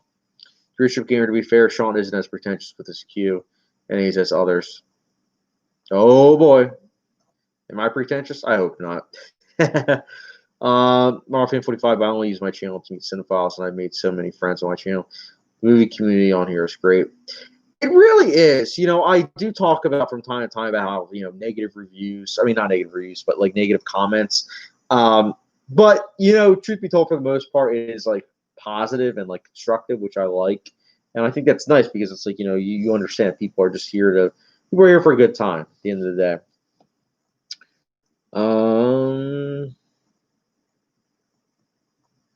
Dealership Gamer, it's cool that he still chats in the comments with people like me, just like back in the day. Shows that he won't change because of his status. Yeah, that is awesome. Like Sean Chandler, again, I like him, but I do think that his channel, like, it doesn't really focus on anything that isn't like mainstream. That's my only thing. And I think also, I feel like he does things for his subscribers because he has so many subscribers, and I think that's that's cool. But I also feel like he doesn't really do anything for himself where it's like, hey, I feel like doing this. Like for me, you guys give suggestions and I really appreciate it. But a lot of times I'll be like, you know what? I feel like doing this director right now, so I'm going to do it. And it's like, again, it's not that I don't listen to you guys, I do, but it's like I get to it when I get to it. And again, there's positives and negatives to both. Obviously, he's doing it the right way because he has so many subscribers versus me, and I'm just like, hey, guys, I'll get to it. You're not pretentious. Okay, good. Just want to make sure.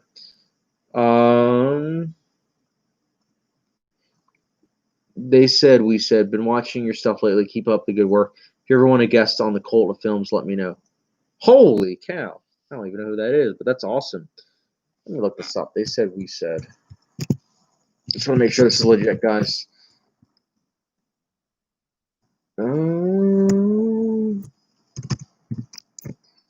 They said, we said.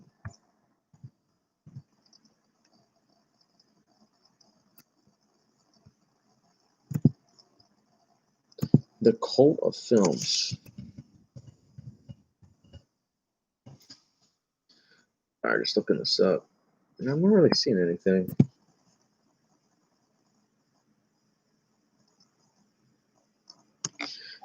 Okay, so they said, we said. Sorry, guys, just looking this up. That's pretty cool.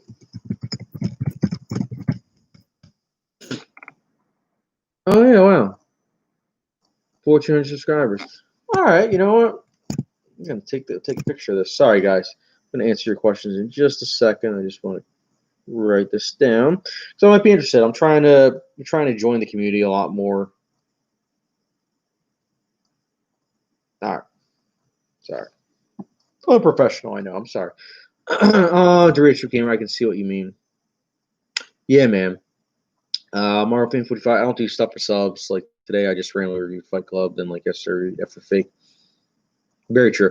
Yeah, Duration Gamer. Yeah, that's the thing. Like, I'm subscribed to Zach Pope and Sean Chandler, and both of them have very similar styles. Ryan O'Toole as well. I watch all three of their videos, and I'm not saying they don't give negative reviews. They do, but for the most part, it is like unanimously 100% like positive, and it's like I get it. I love movies too, but I just feel like if you're someone that gives every single movie a positive review, it's like it's kind of like okay, you love every movie, and I just feel like with them, they just kind of review everything, and it's like there's no Antichrist that they review on the channel. There's no happiness that they review on the channel. And I kind of wish that they did. I get it that they don't need to because all of them do have a decent amount of subscribers because they are reviewing what people want. And I can respect that. But at the same time, it's like in terms of like a film buff, it's like I just kind of wish that they would branch out more. So but that's just me personally. I know it's like, it's like a preference. Again, I watch their videos. I'm subscribed. I respect them. It's just kind of like a minor nitpick for me.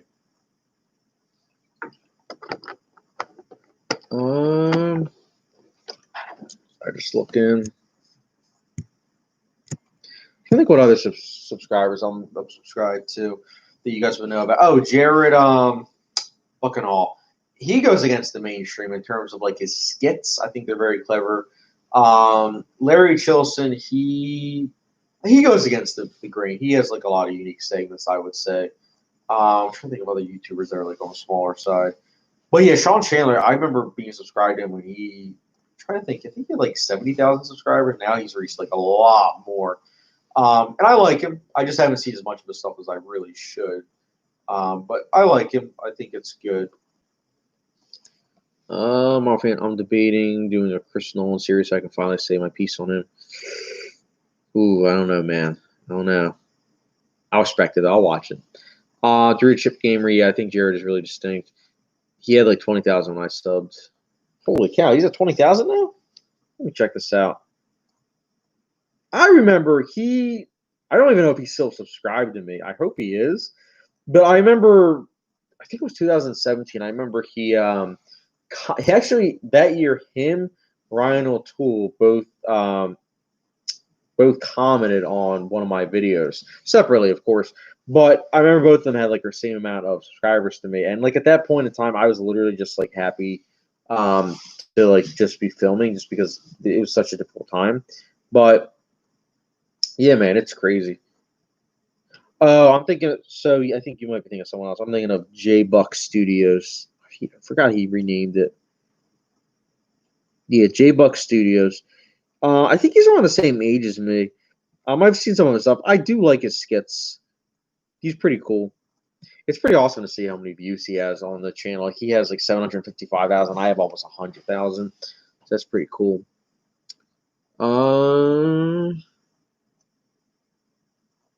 They said we said my rewatch of So I Married an Axe Murderer made me realize that movie did not hold up. Pretty bad. Oh wow. I am curious. They said we said I did look you guys up, and I am curious about obviously being on there. Like, I think that'd be pretty cool to collaborate. Honestly, I'm always down. Three Chip Gamer I subbed because he was just a genuine guy. That's the thing. I feel like a lot of people subscribe to people because they're very genuine. And I know sometimes I don't really come off as like genuine, I'm sure, because sometimes I am so tired when I'm reviewing stuff that I'm just kind of like I get really tired late at night. Like right now, I'm really tired. And I just kind of like start like rambling. And sometimes I say the dumbest things. But I try to be genuine. I try to be as honest as possible with you guys because, you know, in life that it kind of gets you pretty far. I feel like, and at the same time, it's like, who doesn't want an honest person? Marvel Fan 45, SJS Films, and Kubrick Lover 1962 are two of my great friends on here. They're also great movies. They said we said you should also check out Bad Movie Night. Good friends of mine. Good friends of mine.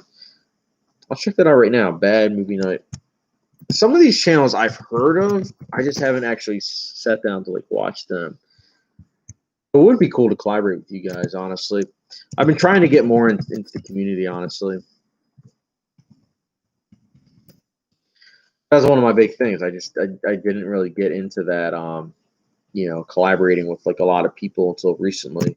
Now that I have like editing software, but with the editing software, it is kind of limited. I only do it with my ranking lists because it's just so much work. Let me see. Are you on Twitter? No. So I feel like I should be. A lot of people ask me if I'm on Twitter. I'm not. I really should be. I have Letterbox. And then I also have, so I got Letterbox, I got Facebook. My Facebook page actually in my on my YouTube. YouTube Gamers. I feel like Sean's Q&As are chaotic because there's so many spammers, so I don't get on them. I actually haven't been on like his Q&As, and it's nothing against like Sean. I just usually don't go on Q&As because I'm like, you know what, people are gonna probably ask the same questions I have, so I may as well. And also, I hate it if I feel like, if someone already likes like, hey, like this already got answered, because then he has to like, then say, hey, sorry, just looked in. This is so peaceful. Thanks, man. I'm honestly very happy that this live stream's been going as well as it has. It's been very chill. The last one, this one, I really should do live chats more often.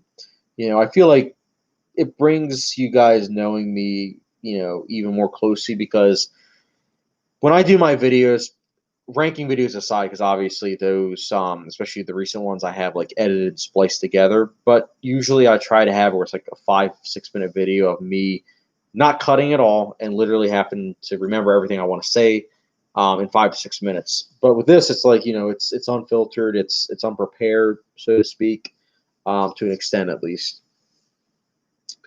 The Richard Game. I'm going to watch the School Rock for the first time. I actually watched that for the first time about a year ago. My friend and I, we do like film swaps, and I saw it about a year or so ago. I think you'll like it. It's enjoyable. From Richard Linklater. Yeah, Richard Linklater. I've seen. I think I've seen most. I've seen most of his movies. I think I have like 5 more of his movies to watch. I am curious to see the rest of his work. I like his movies though. I think overall he's a good director. Although some of his movies are kind of like a pain to get through.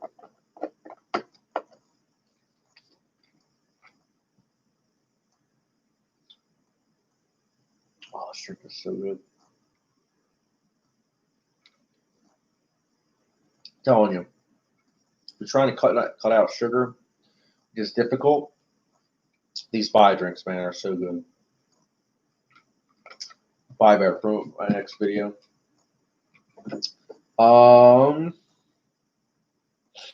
We said, what is your favorite cult or box office bomb film? That's a good question. My favorite box office bomb film has to be The Lone Ranger, hands down, or A Cure for Wellness. Either one of those movies. And then favorite cult film?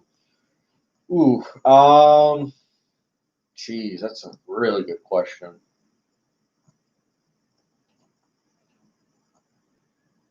Maybe I feel like Lost Highway would be up there. Like Lost Highway, Mulholland Drive, Blue Velvet, because I feel like those are like a niche genre. I feel like those movies are movies that like they were good when they first came out, but they didn't really have like a following, so to speak. So I would say like any of those, like a Lynch Work for sure. Mark 45, you've seen Memories of Murder. I spent tons on DVD, but it was worth it. Bong Joon-ho's best film. Parasite couldn't hold up on rewatch for me because I caught all the symbolism the first time. I personally think that Parasite's the best Bong Joon-ho movie so far. I still have one more movie, but I think that's his masterpiece. I have seen Memories of Murder. I thought it was good. I think Blu-ray, you should have got on Blu-ray, man. The Blu-ray for that looked really good, from what I remember. But yeah, Parasite works on like multiple viewings, man. Like I think personally, because it's like even if you pick up on the symbolism, there's so much that it's like a lot of people probably didn't pick up on. Like even the fact of like something simple as that picture, the picture of like, you think it's like a self-portrait. It really isn't. It's like you don't realize it, but it's literally the kid painting the man that's in the basement. So something like that. It's really subtle, but it's like, holy cow, that's incredible. Marvin 45, Memories of Murder holds up. Love all the Lynch films. Mulholland Drive is my current favorite film of all time. Absolutely love that movie, man. Viewership gamers, it kind of baffles me that people like Chris Stuckman have 1 million subs. But people like you who do the same thing in a different way, like you and Colin Williams, don't. There is a serious imbalance. Thanks, man. I really appreciate that. I mean, I can't lie. I subscribe to Chris Stuckman. I do like his movies. Stuckman is kind of he's kind of sticking to more mainstream movies, which I can appreciate. Again, it's like I get it. That is literally his living, and it's like the mainstream movies. That's what's going to bring the money. But I do miss when he did like analysis videos. When he did like Only God Forgives and Enemy and Under the Skin. But I like him. I think he's a good. I think he's a good YouTuber. I would love to, collaborate with him. But thanks, man. I really appreciate it. I think again, it's just like there are some people that it's just like for me personally, again, my views are very different from other people. You go on my letterbox, most of my ratings are like 3 out of 5 stars, sometimes even less. What can I say? I'm just a different kind of film critic, but I love it.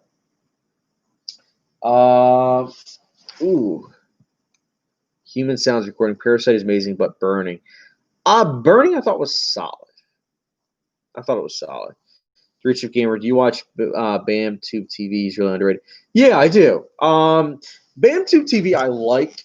I do. I think though he's interesting. I think his viewpoints are interesting, but I do think that again he kind of there are some YouTubers I feel like they review stuff and they give it like an overly positive review because they know that it gets more views. I don't want to say he's like that, but it kind of comes across sometimes that he is. Again, he's not like that at all. I'm saying like I would love to collaborate with him, but it's just the way he comes off. I watch all of his videos. I recently saw the Blade Runner vs. Dr. Sleep video, and I think he's good. I like what he does. It's just at the same time, I do think, again, I have a flaw for everyone. I have a flaw for my channel as well. Dreadership Gamer, Chris Luckman's good. No hate. Yeah, he's good. Jeremy Jan I also like too. I know some people on here don't like him, but I do think he's good. We said, dude, we just got our big David Lynch episode on Film Hooligans. That's our director talk show. I'd love to talk outside with you. I would love that. I recently saw it a second time, like a week or so ago. that movie's incredible. I still don't know 100% what happened, but David Lynch's movies are an experience, and that movie is like no other. Dread Ship Gamer, but I mean, others do more creativity today. That's true. And again, I'm not faulting him. I like BAM2 TV. Raw Fan 45, you deserve more subs. Thanks, man. I really appreciate you guys saying all this. It means the world because, at the end of the day, you guys are subscribed to me for a reason. And I always wonder, every now and then I'll see like one or two subscribers, like, unsubscribe. And I always wonder, I'm like, okay, is it because I'm not producing enough content? Is it because they don't like my views? Maybe it's the views part. Um, Human Sound Recording Oasis is my favorite Lee Chang Dong and Korean film, though, but Burning is crazy good. I thought Burning was just solid. I respect why a lot of people like it. It does leave a burning desire in your mind, but it was just solid. John Milholland, what's your take on the state of the Academy Awards? Why do so many people, both regular movie fans and serious movie fans, alike hate the Academy? Um, I think a lot of times it's because, like, for Academy goers, it's because, like, these independent art house type movies usually win awards and not enough, like, mainstream movies. For art house moviegoers, there's not enough, like, underrated movies that are nominated. Like, a movie like Under the Skin didn't get any Oscar nominations, or like Hereditary. So, but I personally don't hate the Oscars. I actually quite enjoy them, and I do oftentimes get their perspective. But there are some times where it's like, huh? But I think the state of the Oscars is very interesting. It's one of those situations where they extended the deadline for it, but I don't know, with the way things are headed, I just don't know how it's going to help any.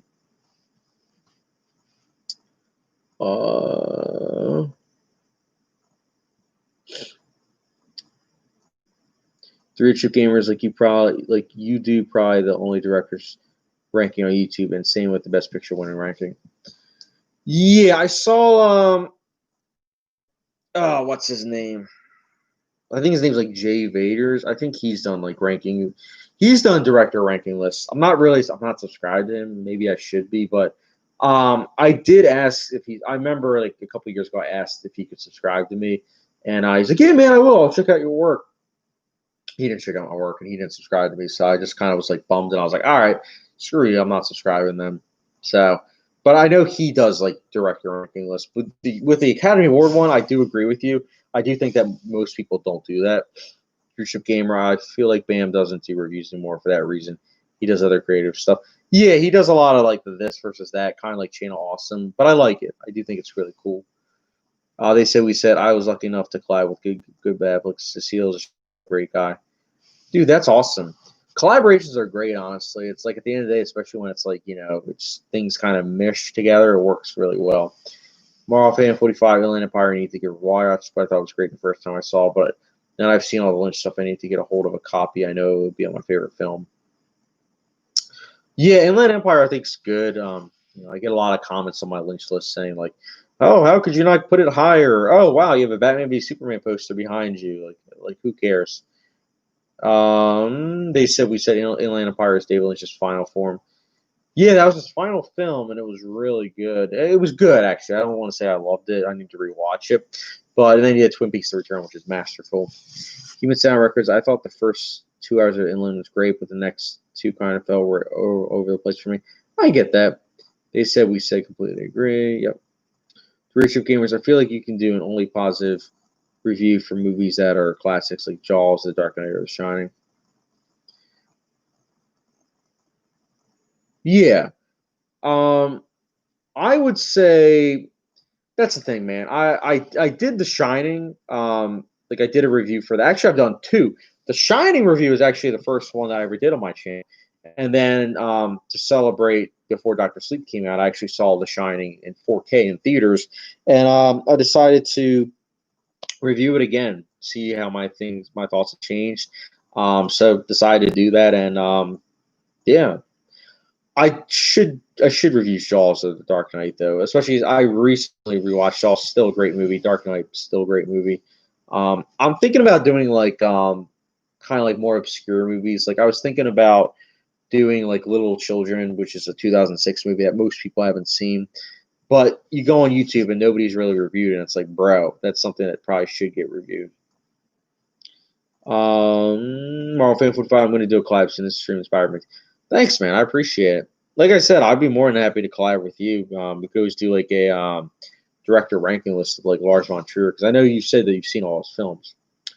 Christopher Gamer, just like you could do rants for the last Airbender Emoji movie. Oh man. Uh, well, you will probably be seeing a rant soon. I recently saw 365 Days, and I haven't even filmed the review just yet because I'm just kind of still processing. Like, what kind of bad movie was this? What kind of bad movie was this? Don't get me started on Dark Knight. The Shining is a classic and masterpiece, though. Ooh, Chip Gamer, you get the point, though. Yeah, I do. I should review more classics, especially with like how I haven't been able to keep up with like all these different movies that have been coming out on streaming services. It's just been so difficult. So that might be a good idea, honestly. I might take you up on that. To reach it, I thought Netflix was a family-friendly app. Yeah, that's a good question. I would highly recommend 365 Days. It's such a terrible movie. Like it reminds me a lot of the 50 Shades of Grey trilogy, but like more offensive and more like backwards in terms of thinking. So I don't know, man. I don't know.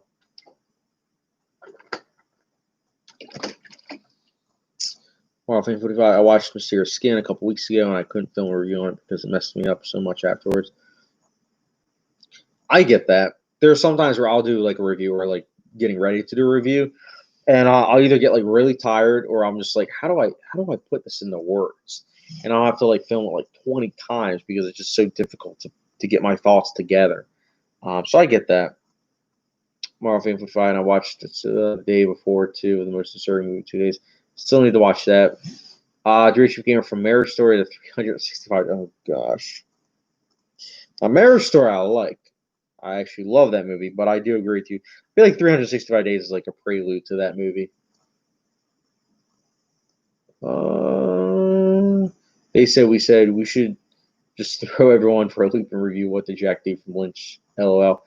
That'd actually be really funny. I actually haven't seen that movie yet. That short movie. I have it on my Netflix list. Have had it like that for some time, but I do need to watch it. I heard it's really good. But guys, I'm gonna be wrapping it up quite soon just because I am tired and I do have work tomorrow. But yeah, I should just about do it. Again, I appreciate you guys for asking the questions and everything. Goes a long way. Again, I really do appreciate you guys' support. Without your guys' support, I wouldn't have this. It would just kind of be literally like a diary. But it's now kind of like, wow, this is something that, a lot of people are watching now. For me personally, 400 plus people watching this. I mean, not watching this, but being subscribed. It's pretty awesome. So I'm very humbled that, you guys are subscribed to me. And that's the thing. I'm hoping that if I ever do reach like 1,000 subscribers or more, that I don't reach that pinnacle point of like where every 2 seconds I'm like saying like, don't forget the subscription button, don't forget the subscription button, because I feel like so many YouTubers do that, and I don't want that to ever be like me. I want it to be where it's like I'll say it like once or twice, and it's like, hey, subscribe if you want to, subscribe if you don't.